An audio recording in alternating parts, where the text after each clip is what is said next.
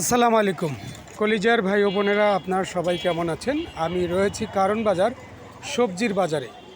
আমি প্রতিদিন যেখান থেকে ভিডিও দিই, আমি আজকে সেখানে নেই, আমি একটু অন্য সাইডে চলে আসছি। আপনারা দেখতে পাচ্ছেন যে সবজির বাজারে সবজি রয়েছে, কিন্তু কোনো ক্রেতা নেই বললেই কিন্তু চলে।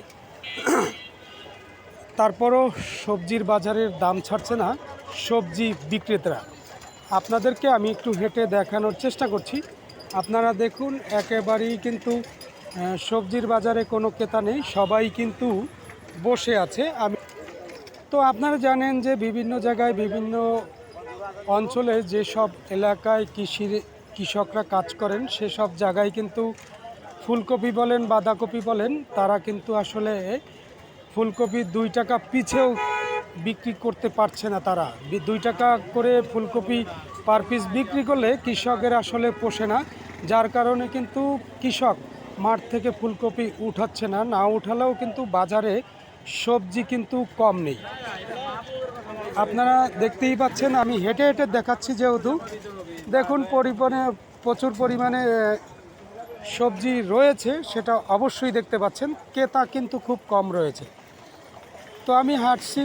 তো আমার কথা হচ্ছে যে যারা কৃষক ভাইরা কাজ করেন তাদেরকে আমি স্যালুট দিই, কারণ তারা যদি আজকে কৃষি উৎপাদন না করতো, তাহলে আমাদের আসলে যতই টাকা থাক না কেন, আমরা এই সবজি কোথায় পেতাম, সেটা একটা বড় একটা কথা। তো আমি একটু যাচ্ছি, আপনাদেরকে দেখানোর চেষ্টা করছি, একটু শেয়ার করার চেষ্টা করছি। কথা হয়তো সাজিয়ে গুজিয়ে নাও বলতে পারি। দেখুন, সবজির বাজারে সবজি আছে। তারপরে কিন্তু আমি দুদিন আগেও ভিডিও দিয়েছিলাম যে ফুলকপির জোড়া বিক্রি করতেছে 60 টাকা, পার পিস 30 টাকা। কিন্তু আজকের বাজারে একেবারেই সবজি ভরপুর রয়েছে, সেটা দেখতে পাচ্ছেন। এখানে লাউ শাক রয়েছে, পালং শাক রয়েছে, কুমড়া শাক রয়েছে, সব ধরনের শাকই কিন্তু রয়েছে। আপনার কাদার ভিতর দিয়ে হাঁটছি আর আপনাদের সাথে একটু কথা বলার চেষ্টা করছি, আপনারা দেখতেছেন। তো আজকে কিন্তু কোনো সবজির বাজারের যে মূল্য, সেটা কিন্তু আমি বলছি না। আজকের টপিকটা যে বাজারে যে সবজি আছে। তো বেশি কথা বলবো না। আসলে সবাই ভালো থাকুন, সুস্থ থাকুন। সবাইকে আমার পক্ষ থেকে আসসালামু আলাইকুম। ভিডিও ভালো লাগলে কমেন্টস করবেন, ফলো দিবেন।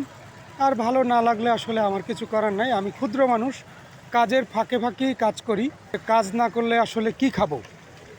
তো বেশি কথা বলবো না। সবাইকে আমার পক্ষ থেকে অসংখ্য ধন্যবাদ।